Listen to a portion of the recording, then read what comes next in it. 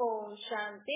आज मीठे मीठे शिव बाबा ब्रह्मा के तन द्वारा कहते हैं, मीठे मीठे बच्चे बाबा हमें कहते हैं कि सर्व संबंध मुझसे निभाओ।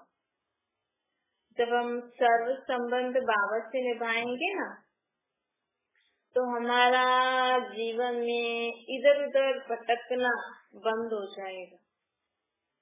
देखो, लोग किसी के पास किसी के माँ बाप नहीं, हाँ, किसी के माँ बाप नहीं होते, किसी के बच्चे नहीं होते, किसी के फैमिली में कोई भी मेंबर नहीं होता है ना, दादा दादी या कोई भी ऐसे भाई बहन नहीं होते, तो आत्माओं को फील होता है कि हमारा ये संबंध नहीं है। तो वो कई बार उस संबंध के कारण जीवन में उदास हो जाते हैं या थोड़ा भटकते हैं इधर उधर। कई बार अगर कोई संबंध से जो संबंध मिसिंग है, उस संबंध से उनको प्यार चाहिए, कुछ जरूरत होती है, तो उनको इधर उधर भटकना पड़ता है। सोचते हैं हमारा फलाना फलाना नहीं है, इसीलिए हमें आपकी जरूरत पड़ती है। लेकिन बाबा कहते हैं आप सर्व संबंध मुझसे निभाओगे ना, तो परमात्मा हर संबंध में जो भी जिम्मेवारियां होती है ना, वो हमारी जिम्मेवारी जरूर निभाएंगे। परमात्मा उस संबंध से जो भी जरूरत होती है मनुष्य आत्मा को, वो हमें प्रोवाइड जरूर करेंगे। वैसा हमें अनुभव होगा कि हाँ, परमात्मा हमारा बाप बनके हमारी टेक केयर करते हैं, हमारी माँ बनके हमारी पालना करते हैं, हमारा भाई बहन, सखा, टीचर, सतगुरु, साजन या सजनी, बच्चा। कई लोग बाबा को अपना बच्चा बना लेते हैं। जिसके पास बच्चा नहीं होता है या बेटे नहीं होती, बेटा नहीं होता है, तो उस संबंध से बाबा को अपना बना लेते हैं। तो क्या होता है, कोई भी उनसे पूछे ना कि आपका बेटा नहीं है, तो उनको तुरंत आ जाता है मेरा बेटा परमात्मा है। तो उनको वो चीज मिसिंग नहीं लगती। समझो किसी के माँ बाप नहीं है और पता है पक्का अंदर निश्चय है, अंदर मान के रखा है कि हाँ, मेरे माँ बाप शिव बाप ब्रह्मा माँ है। तो कोई उनसे बोले आपके पापा नहीं है क्या, उनको तुरंत मन में तो पक्का है कि मेरे पापा है ना, शिव बाप है ना, मेरे बाबा, मेरी माँ है ना, ब्रह्मा मामा हमारी माँ है ना। शिव बाबा जब ब्रह्मा के तन में आते हैं ना, तो शिव बाबा बोलते हैं कि ये मेरी वनी होगी, मतलब ये मेरी पत्नी है। तो शिव बाप ब्रह्मा माँ, तभी तो भक्ति मार्ग में माता पिता के रूप में भगवान को क्यों याद करते हैं? भारतवासी माता पिता के रूप में याद करते हैं और विदेश वाले बाकी धर्म वाले पिता के रूप में याद करते हैं। क्योंकि हमें आत्माओं को परमात्मा ने ब्रह्मा द्वारा माता पिता का सुख दिया है ना, अभी दे रहे हैं। तो देखो, अगर हम हर संबंध परमात्मा से निभा के रखेंगे ना, कभी सोचो किसी के फ्रेंड्स नहीं होते या फ्रेंड्स से नहीं बनती है, किसी भी कारण लोग फ्रेंड्स नहीं करते, तो अगर बाबा को अपना फ्रेंड बना लिया तो उनको अकेला लगेगा? नहीं, मैं बाबा फ्रेंड के साथ हूँ। तो ऐसे करके हर संबंध हमें बाबा से पक्का करना है। इसको हम जितना मन में याद करेंगे, क्योंकि बाबा विचित्र है ना, दिखते नहीं है, आत्मा भी दिखती नहीं है, बाबा भी दिखते नहीं है। भाई सामने कोई हो, माँ बाप, फ्रेंड, साजन सजनी, तो लोगों को दिखा सके कि याद रहता है कि हाँ, ये फलाना फलाना मेरा फलाना है। लेकिन यहाँ आत्मा की बात चल रही है ना, तो उसके लिए थोड़ा सा अभ्यास करना पड़ता है, ताकि आत्मा को सदा याद रहे कि मेरा बाप भी है, माँ भी है, भाई बहन सखा सब है मेरे, एक नहीं दो है। समझो किसी के माँ बाप, देवा के भी माँ बाप हो तो उसके तो दो माँ बाप हो गए ना, आत्मा का और शरीर का अलग अलग। तो बाबा कहते हैं इस रीति आपका बुद्धि का भटकना बंद हो जाए। फिर बाबा हमें आज कहते हैं कि हम कभी कभी लोग किसी की गलतियां देखते हैं ना, कमियां देखते हैं, बुरे स्वभाव संस्कार देखते हैं, तो उनके ऊपर थोड़ा रूड बिहेवियर करते हैं। बाबा उनके लिए कहते हैं कि विकराल रूप दिखाते हैं। कभी कभी लोग एक दूसरे के ऊपर ऐसे बिहेव करते हैं ना, बाबा उसको कहते हैं विकराल रूप दिखाते, मतलब गुस्से वाला। तो बाबा कहते हैं अब अपनी कमी कमजोरी, अपने आश्चर्य स्वभाव संस्कारों पर विकराल रूप दिखाओ।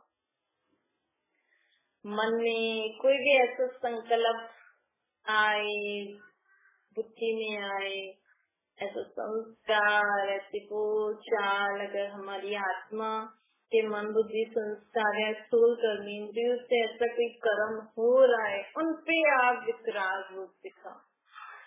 मन को डांटो, बुद्धि को डांटो, संस्कारों को डांटो, अपनी हर कर्म इंद्रियों को बोलो कि मुख तुमने आज ऐसा क्यों बोला। अगर मुख गलत बोलता है, हाथ तो तुमने ऐसा क्यों किया, आँख तुम उधर क्यों गई। ऐसे ऐसे करके हमें अपनी स्वभाव संस्कार, आसुरी स्वभाव संस्कार, विकार बुराइयों पर विकराल रूप दिखाना है। किसी के संबंध में आकर परिवार वालों से या बाहर वालों के ऊपर विकराल रूप नहीं दिखाना है। हमें अपने आप को पहले सुधारना है। पहले मैं सुधरूं, मैं परिवर्तन हूँ तो जग परिवर्तन। ये स्लोगन हमें सदा याद रखना। पहले मैं परिवर्तन होंगी तो मेरे बच्चे आप ही परिवर्तन हो जाएंगे। पहले मैं सदा सुखी खुश शांत रहूंगी तो आपके घर का वायुमंडल ऑटोमेटिकली अच्छा हो जाएगा। पहले मुझे परिवर्तन होना है। लोग कहते हैं पहले ये परिवर्तन हो तो घर में शांति हो, इसके कारण घर में अशांति हो जाती। पर बाबा कहते हैं आप पहले सोचो, पहले मैं शांत रहूं। मैं शांत रहूंगी ना तो घर में आप ही शांति हो। मैं सदा खुश रहूंगी ना तो घर में आप ही खुशी होगी। इस रीति से हमें परिवर्तन करने के लिए बाबा बोलते हैं। फिर बाबा हमें बोल रहे हैं कि कभी भी ना व्यर्थ संकल्पों के झूले में नहीं झूलो। आपने अगर चेक किया होगा सारा दिन, तो आपने कल भी बाबा ने हमें बोला था ना, तो अगर आज आपने चेक किया होगा कि हम हर घंटे कैसे कैसे संकल्प करते हैं, तो आपको समझ में आ गया होगा। जब तक आप चेक नहीं करोगे ना, तब तक आपको लगेगा ही नहीं कि हम कुछ फालतू सोचते ही नहीं, सब काम का ही सोचते हैं। लेकिन आप चेक करोगे तो आपको लगेगा कि मैं इस बात के लिए फालतू ही सोच रही हूँ। तो बाबा कहते हैं व्यर्थ संकल्पों के झूले में झूलना। कभी कभी ना कोई चीज हमारे पास होती है, अभी उसकी जरूरत नहीं होती है, लेकिन लोग पहले ही सोचने लग जाते हैं वेस्ट, फालतू, उल्टा सुल्टा। जब समय आएगा तब आप ही हमें थोड़ा अलर्ट रहना चाहिए, पर उसके लिए हमें इतना सोचना नहीं चाहिए। इसके लिए बाबा कहते हैं व्यर्थ संकल्पों के झूले में नहीं झूलो। इंद्रियों से परे अपने को आत्मा समझ के परमात्मा को याद करो। इंद्रियों से परे पर बाबा के साथ का अनुभव कर अति इंद्रिय सुख के झूले में झूलो। क्योंकि 5000 साल परमात्मा हमें मिले और कितनी ऊंची ऊंची बातें बताते हैं बाबा हमें ज्ञान में। कभी आपने ऐसी बातें सुनी दुनिया में? आप तो बहुत अनुभवी होंगे, आपने बहुत कुछ सुना पढ़ा होगा। कभी आपने ऐसा कुछ सुना पढ़ा जैसा बाबा हमें माँ बाप के बताते हैं, जैसे बाबा हमें ज्ञान सुनाते हैं, जैसे बाबा हमें अभ्यास करने के लिए बोलते हैं, अपने को याद करने के लिए बोलते हैं। ऐसा आपने कहीं और सुना? तो देखो बाबा इतनी अलग अलग रीति से हमें समझाते हैं, बताते हैं जीवन जीने के लिए। तो हमें इसका अनुभव कर तो जीवन में लाके इंद्रियों से परे वाले सुख के झूले में सदा झूलना चाहिए। अभी भी दुनिया के जैसे उनकी बातें, उनके रीति रहन सहन व्यवहार में आना, इसको बदलना चाहिए। सदा अपने आत्मिक स्वरूप में स्थित होकर परमात्मा ने जैसे हमें सिखाया है, बाबा ने आत्मा की स्थिति कैसी रहनी चाहिए, वैसी स्थिति में स्थित होकर जीवन जियोगे ना, तो आपको देख के और लोग सीखेंगे। क्योंकि इस समय लोगों को चाहिए। आप देखो दुनिया में लोग ऐसे डायरेक्ट किसी भी कहाँ भी ऐसे स्पिरिचुअलिटी से जुड़ने से डरते हैं, लेकिन आपके जीवन को देख के उनको अनुभव होगा कि जरूर हमें भी ऐसा करना चाहिए। तो बाबा कहते हैं इस रीति से हमें स्व को परिवर्तन करके औरों को परिवर्तन करना है। आप अपने पहले घर में ही सोचिए, आपके घर वाले ही आपके अंदर परिवर्तन देख के उन्हें भी लगेगा कि इनका जीवन परिवर्तन हो चुका है। जब हमारे चेहरे पे वो अलौकिकता, वो खुशी, वो आत्मिक शक्ति जब घर वालों को ये अनुभव होगी ना, तो वो भी देखना बाबा की ओर जुड़ते जाए। दूसरा बाबा हमें कहते हैं आज कि हमें जीवन में कभी भी इच्छा नहीं रखनी चाहिए। इच्छा तो सबको ही होती है, लोग सोचेंगे इच्छा नहीं रखेंगे तो जीवन कैसे जिएंगे। बाबा कहते हैं इच्छा की जगह अच्छा शब्द याद रखो। मेरी इच्छा नहीं है, लेकिन मुझे सुबह से रात तक अच्छा कर्म करना है। ऐसे आप अपने जीवन का लक्ष्य रखो, अपनी इच्छा से नहीं करो। हाँ, मुझे अच्छे कर्म करने हैं, मेरी ये इच्छा है। क्या होता है कभी कभी हम इच्छा रखते हैं ना, तो इच्छा के कारण स्वच्छता खत्म हो जाती है। देखो आज लोग सोचते हैं हम इच्छा नहीं रखेंगे, कमाए नहीं, पैसा नहीं कमाए, पढ़े नहीं, अच्छे परसेंटेज, अच्छी डिग्री नहीं ले आए। यहाँ से जो भी लोगों की इच्छा होती है ना, उसमें कभी कभी, और आजकल कलयुगी दुनिया है, तो कहाँ न कहाँ झूठ पाप का सहारा तो लेना ही पड़ता है। बहुत रेयर केसेस होते हैं जिसमें ऐसा बिल्कुल क्लियर स्वच्छता से लोग प्रोग्रेस कर सके।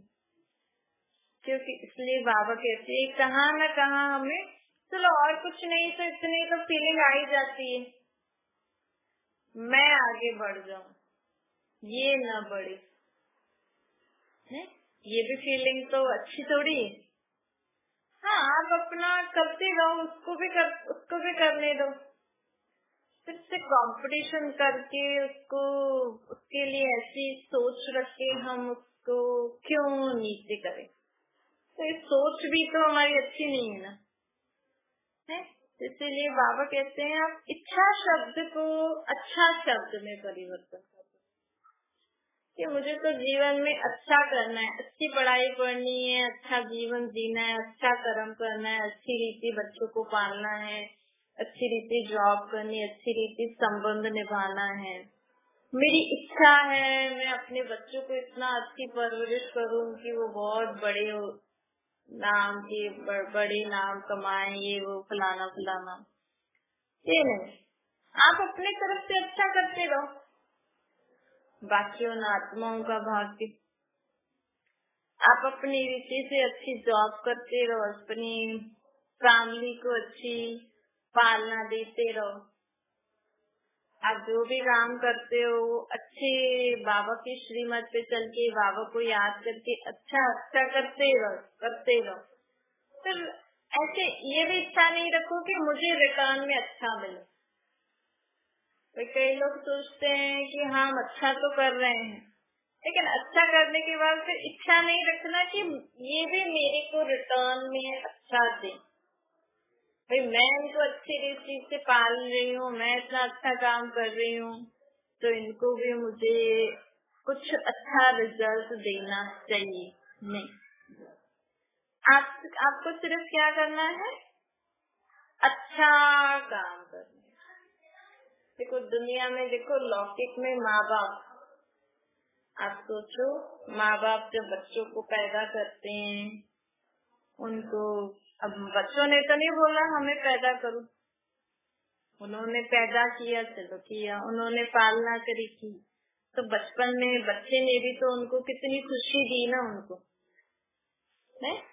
तो कई माँ बाप ऐसे होते हैं ना, तो इच्छा रखते भाई हम भी इनकी पालना कर रहे हैं, भी बड़े होके हमें पालेंगे, हमारी पर संभालेंगे, करेंगे। फिर इच्छा रख के बच्चों को पढ़ाएंगे लिखाएंगे कि हाँ ये कमाएंगे तो हम भी आराम से जीवन बीत जाएगा।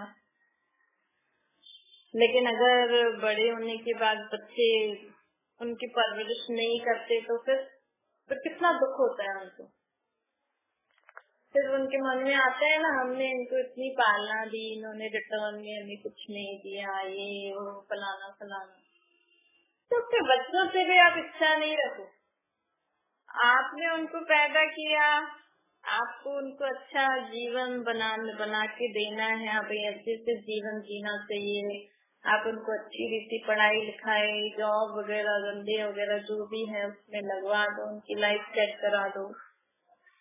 आप अपने लिए भी कुछ न कुछ साइड में रखते जाओ, भाई बुढ़ापे में वो सारा दे नहीं दे। हमने तो अपना अच्छा कर्म किया, आप अपने लिए भी संभाल के रख लो, फिर आप भी अपना जीते रहना। फिर वो मदद करे ना करे वो उनकी मर्जी। तो आपने जो अपना अच्छा कर्म किया उनकी मर्जी है, हम क्यों उनको फोर्स करें।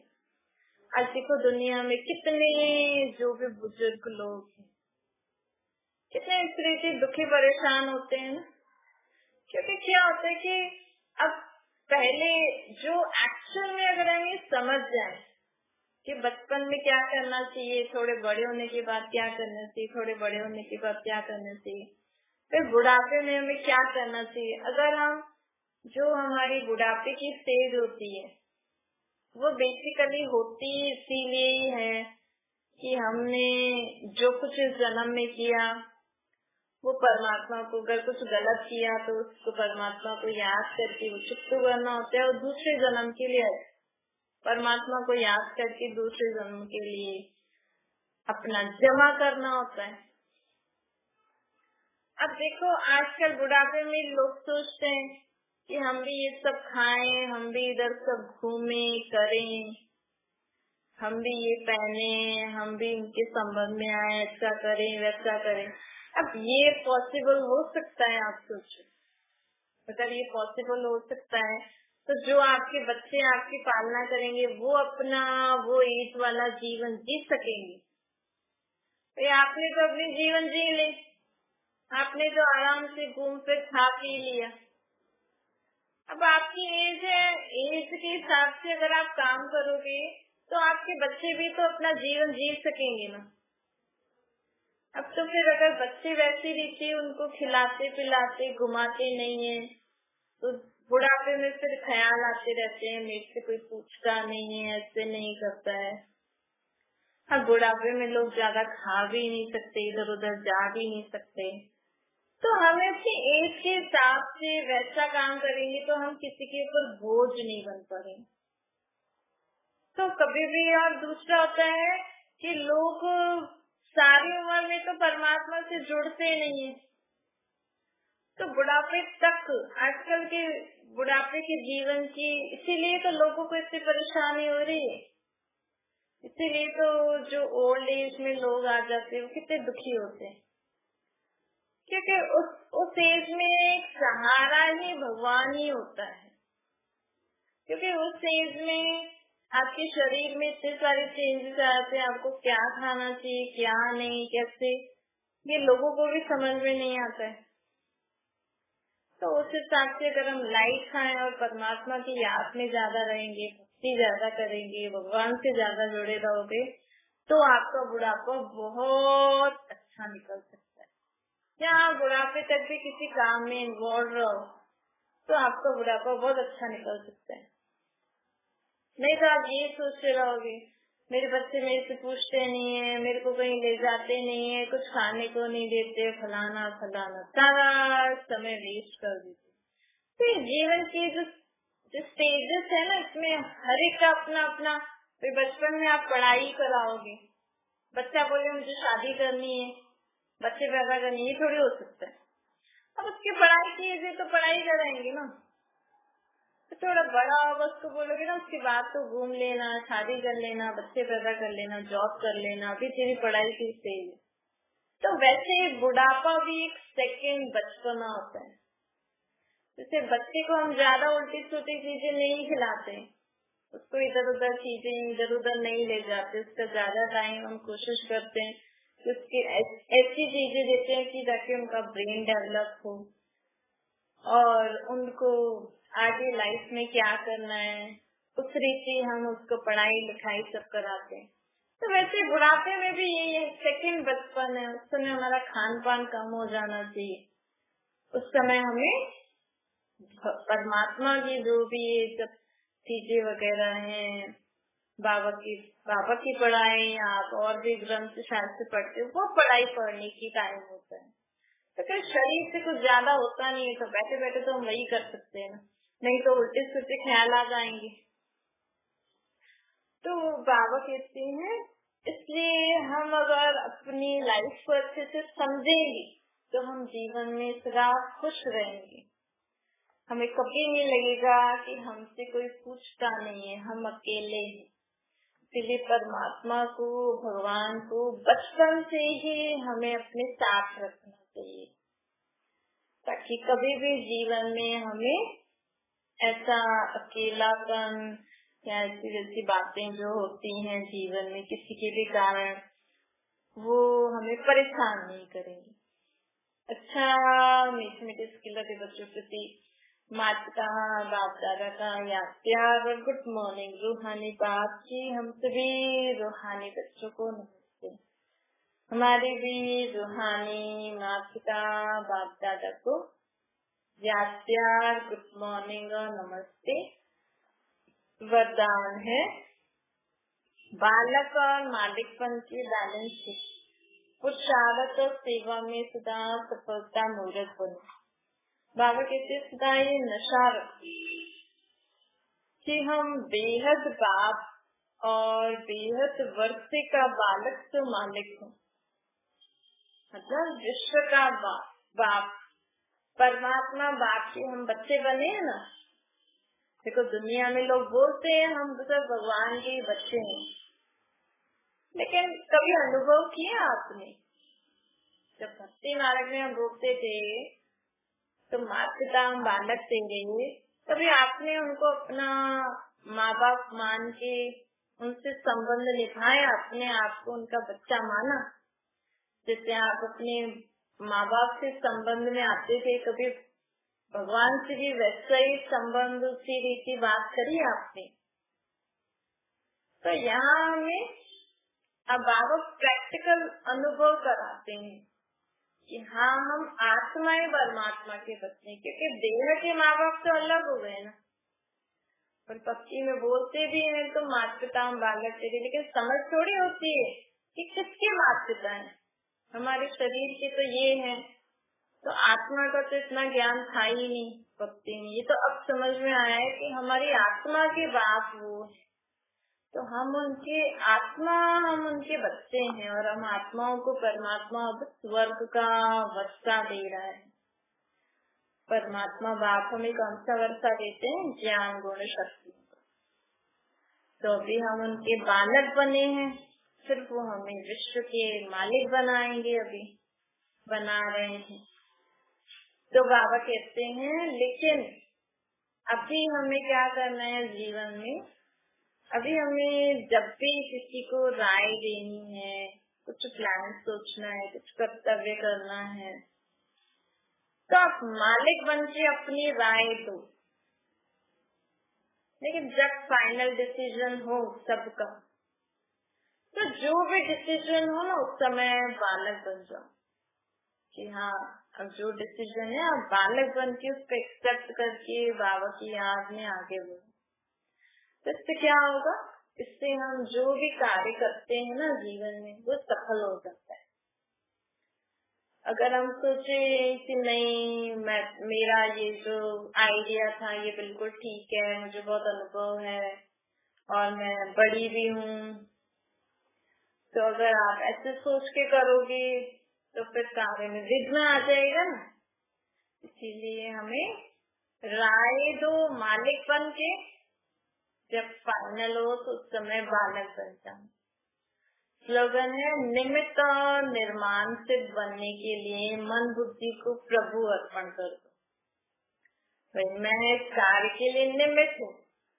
बाबा कहते हैं ना सब कुछ मुझे देकर आप सृष्टि होगी संभालो। हमने तो परमात्मा को सब कुछ दे दिया। अब बाबा ने बोला कि आपको जैसे जैसा मैं कह रहा हूँ वैसा वैसा आप संभालो। तो आप निमित्त हो गए ना अपने शरीर को संभालने के लिए, देह संबंध पदार्थ वस्तु वैभव को संभालने के लिए निमित्त हो गए। और हमें निमित्त के साथ निर्माण चित्त भी रहना है। निर्माण चित्त मतलब सबके साथ मिलजुल के हाँ हाँ करके चलना है। गलत बात के लिए नहीं, सही सही बात के लिए हाँ हाँ करके चलना। और जहाँ पे अगर कोई गलत भी है तो उसको डायरेक्ट नहीं बोलना है कि आप गलत हो, तो नहीं तो वो मानेगा नहीं।